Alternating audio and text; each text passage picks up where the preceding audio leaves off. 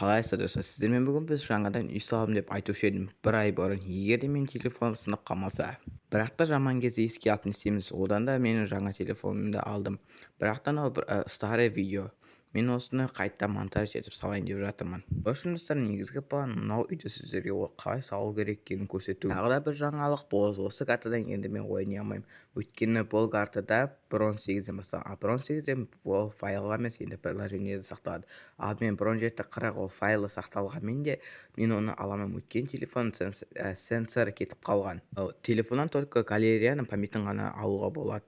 Қалған басқа нәрселерді мен осы картада соңғы видео болуы мүмкін.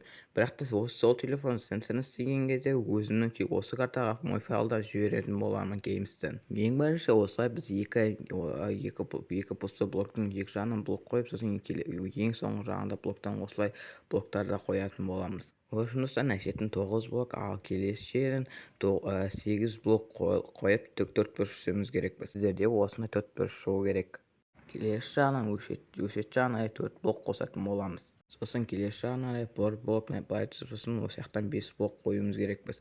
Сосын келесі жағына қарама жағына осылай екеуін бір-бірімен қосатын боламыз. Сосын достан әшеттерден осындай 3 блокты былай шығаратын боламыз. Бұл гараждың есігі болады. Одан кейін камень кирпичтерді алып тастасақ болады. Келесі алатын блоктарымыз ішіне 3 блок алатын боламыз. Бұл кухня мен сосын іште лестница болатын болады. Достар, біз осы жердің екі жерін қосатын боламыз. Бізде осындай жерде коридор шығу керек, ана іште гараж болады.Ошын достар, осы картаның ең бір плюсы, мен 100% төмен қарай 3 блок высотамен қазғанмын. Сол кезде камень, гравий, песок өте көп жиналып қалған. Соның арқасында мен любой заттарды оңай алуға болады постройкаға. Бірақ та мен уже бұл карта уже жоқ менде. На, братан, хочешь? На, затянись. Да не так, прям нормально, хорошенько затянись. По идее, достар, сіздерге осындай видеолар қызық, өткені мен өзім екі видео салдым. Осының біреуі үй салу болған Майнкрафтта. Соның өзінде 500 просмотр жинаған. Бұл мен үшін өте үлкен не мотивация, тағы да үйлер салуға новый карта шыққан кезде. В общем, бірден андай үй салуға уже мен де не істеуге тырысатын боламын. Осы каналда тағы да сол выживание картамда қалай тез выживать ету керек екенін түсіретін шығар деген ойдамын. Бірақ та менде данный момент қазір просто заттар восстановить етіп алып, начальный ресурстарды алу керек. Бірақ менде бұндай әдемі үйлер болмайтын шығар деген ойдамын. Андай начальный выживаниелер или деревня улучшать етіп сондай бастайтын шығармын. Мынандай полда осындай доскамен істегілеріңіз келсе просто істей салыңыздар. Бірақ та андай окресленный деревяны қосып істесеңіздер шамалы андай теңмен бөлініп, сосын әдемі пол болатын шығар деген ойдамын. Осым достар, осы істеп жатқан кезде сіздер сразу дайындалып алыңыздар, өйткені сіздерге өте көп шалкер мен песок пен гравий керек болады. Сосын сіздерге белый мен черный цвет керек, өйткені екеуін қосқан кезде бізде серый цвет шығады. Бірақ та черный цвет тау өте қиын болғандықтан алдын ала дайындалып алыңыздар. В общем, белый цвет тау оңай болғанмен, бірақ черный цвет тау өте қиын. Сол үшін подводный дыхание істеп алып, сразу солай тапсаңыздар да болады. Сосын достар, осылай песок сияқты гравитациясы осындай тұрған кезде 6 блок осылай төбегере көтеріп, сосын артынан ведро водыда құя салыңыздар, сол кезде сразу бетон болып кетеді. Сөйтіп кирканың прочностьін құртпай қоюға да болады. Сосын достар, өшетті стенаны бүкілін қойып болғаннан кейін келесі жағына айтып 3 блокты төбегере қойып шығамыз. Сосын достар, өшеттен коридор жаққа келіп 4 блокты төбегере көтереміз. Сосын достар, осылай қойып болғаннан кейін осы жаққа 3 блок қоямыз. Сосын бүкіл жердің бетонын қойып болғаннан кейін өшеттері 2 бетон қоямыз. Ол примерно бізде есік болады. Сосын өшеттерді сындырамыз, ол гаражға кіретін есік болады. Достар, артқы жағынан 2 блок сындырып, өшеттен тағы да бір есік істеуіміз керек біз. Сосын достар, өшетке қарай осындай кварцтың бір түрін алып, осылай 3 блок высотамен осындай алып гараж істейтін боламыз. Сосын достар, 2 гараж жақты қосып тұратын жерден осындай бетонды қоюымыз керек біз. Сосын гараждың үстіндегі ақтың үстіндегі бір блок бетонды қойып шығуымыз керек біз. Сосын достар, бүкіл жердің әшеттерін бетонмен жауып шығуымыз керек біз. Сосын соңғы ортасына қарай бір блок бетонды көтеріп қоюымыз керек біз. Сосын достар, әштен бір блокты алып, сосын осылай бір-бірін қосамыз да, сосын тағы да арғы шетінен тағы да блоктарды қоямыз. Сосын достар, сіздерде осындай төртбұрышты коробка шығу керек. Сосын достар, үштегі үйдің крышасын осылай төбесін жабамыз. Сосын дәл бағанағыдай ана үйдің крышасын істеген сияқты дәл осындай бір ортасынан бір блок қоятын боламыз.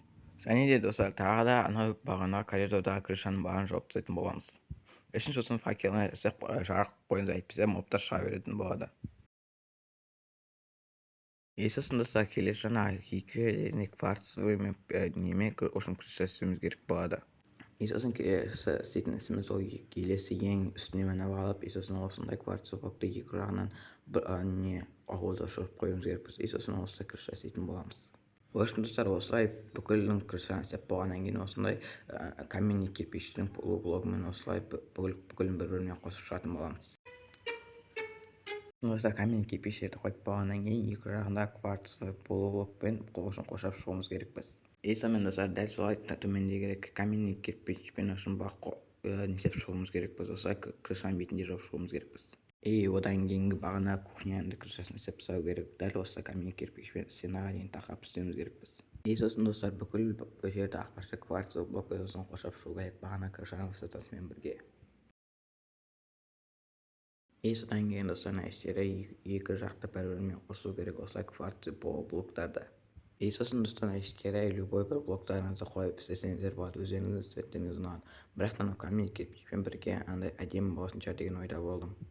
Сосын көк стекло, не істеу керек, шейдерді алып тастау керек.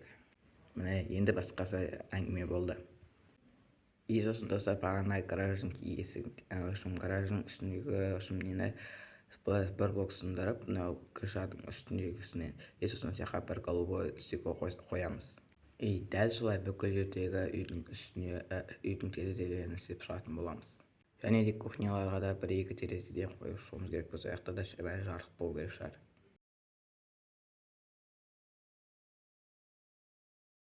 Сосын достар, жаңа гараждың қарама жеріндегі стеклодан тағы да үш терезе істейтін боламыз.